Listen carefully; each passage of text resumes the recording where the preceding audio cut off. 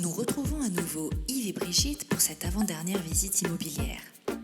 Il s'agit d'une propriété qui répondrait à tous leurs critères et leurs possibles projets de maison d'hôte.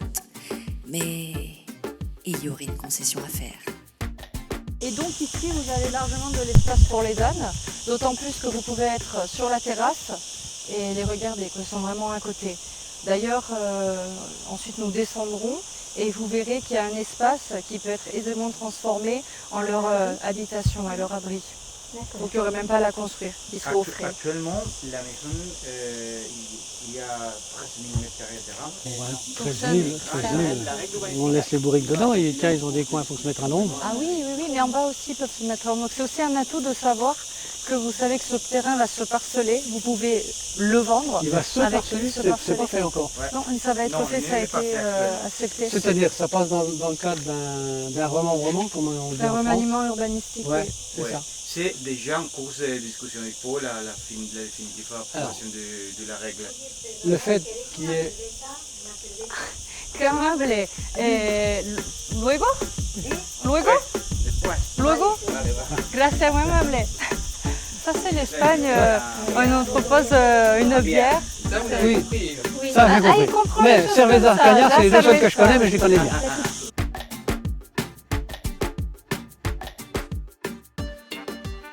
Il y a droit de diffusion de l'eau autour de 10 000 euros, d'accord? L'action. Oui, Okay. c'est compris dans le vent de la maison, Ouais, d'accord? okay. Donc vous pouvez utiliser l'eau d'arrosage pour l'agriculture, okay. Que c'est bon, c'est cher. Oui, non, parce que le but, c'est quand je vois le terrain et puis quand je vois les PVC qui arrivent, c'est-à-dire on ouvre les vannes et ça inonde le terrain. Non, inonder le terrain, c'est... Non, mais comme on avait vu du côté de... je ne sais plus. Oui, là. on avait vu où il y avait Crevillante. Ils ont des regards, ils ouvrent les vannes et ça inonde le terrain. Après, c'est de dire, est-ce que je peux arroser le terrain pour l'herbe? Ah oui. Et l'eau, comme tu utilises l'eau, ça c'est ton histoire, ton problème, ok? D'accord, ouais, ok, non mais ça me va. Ça. Après, j'aurais juste à modifier la porte parce qu'elle ne va pas être assez large. Oui, mais c'est pas l'arbre qui se moi je suis allée voir. Non mais, il descend pas le camion? Divino, aquí había un huerto de naranjos que estaban buenísimos. Lo que pasa es que mi amigo ya murió, ¿sabes? Que era cirujano. Y en fin, y ya cuando mi mujer se quedó con esto, pues ya lo dejó perder. Pero que las tierras son muy buenas. Aquí todo lo que plantes, toda la clase de árboles que plantes van de maravilla. La tierra es muy buena y el agua también. Ouais, j'ai rien compris. Si nous sommes au pied de la montagne, Oui, ça on a et la terre il est très bon. Tous les arbres que tu plantes ici, il va tirer bien. D'accord, ok. Et la qualité de l'eau aussi, c'est très bon. Parce que ça vient de la montagne. Et anciennement, avant que l'ancien propriétaire qu'il a décédé, d'accord, ici il a planté des orangers et des citronniers. Il nous dit que la qualité c'est exceptionnel. Mais Il y en a plus. après, comme il a décédé, il n'y a pas personne qui s'occupe. Et sa femme, il a décidé de planter des pins. D'accord.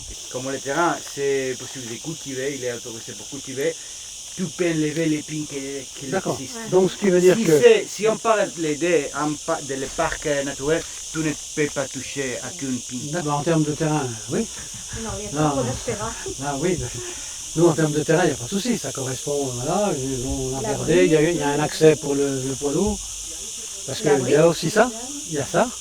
Donc il y a l'abri éventuellement qui est déjà fait, donc on va voir après. Oui, en termes de terrain, ça rentre dans les clous, quoi. Oui. Après, oui, il faut voir aussi l'intérieur, quoi. Parce que... Voilà. Donc là, c'est un atelier sans désordre, hein, mais bon, vous connaissez déjà un peu les ateliers commencés. Donc vous avez la possibilité déjà d'utiliser cet espace pour les ânes en ouvrant bien entendu une porte sur le côté. Mais ce mur-là peut être abattu et faire une étape. Voilà. La question que j'avais posée, c'est est-ce qu'il y a d'autres dépendants? Oui, mais là, laisse-moi que vous montre que c'est l'endroit idéal. Là, on peut casser le mur et donc encore un peu d'écurie, ou dans ce cas-là, la potentielle. En écurie, c'est bien. C'est suffisant. Oui, maintenant, c'est vrai qu'on fait tout pour porte. Ça, c'est un vrai endroit pour les ânes. Ben oui. Et tu sais pourquoi? C'est le meilleur. Après, c'est une pièce morte ici. Mais c'est pas grave, ça, c'est pas tout. Tout dépend ce qu'il y a derrière. Là, vous allez voir ensuite. D'accord, ok. Voilà. c'est une autre petite surprise. D'accord. Donc là, nous allons poursuivre la visite et aller à l'intérieur de la maison. Ok.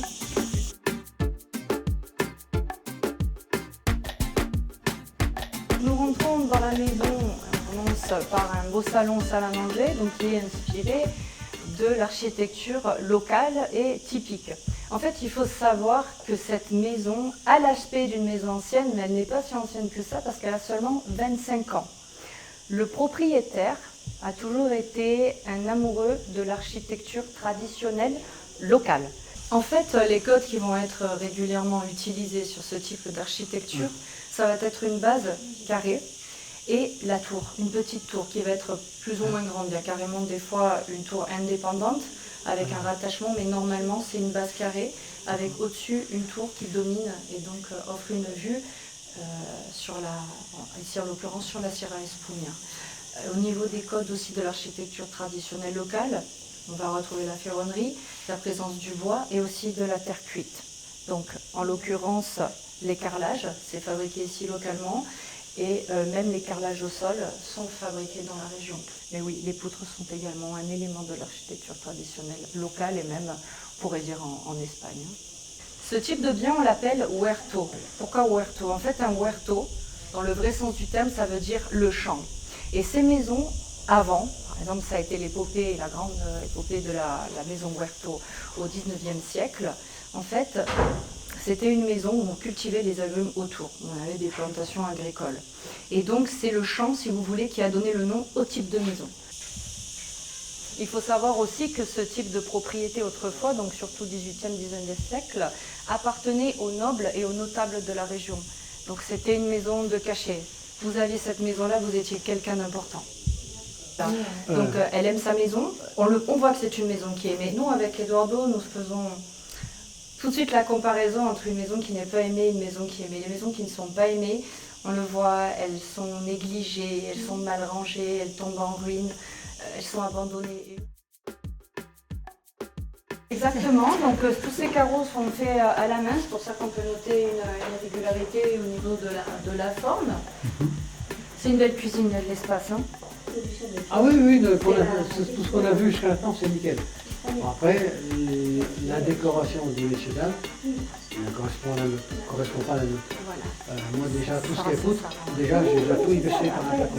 Je cache tout.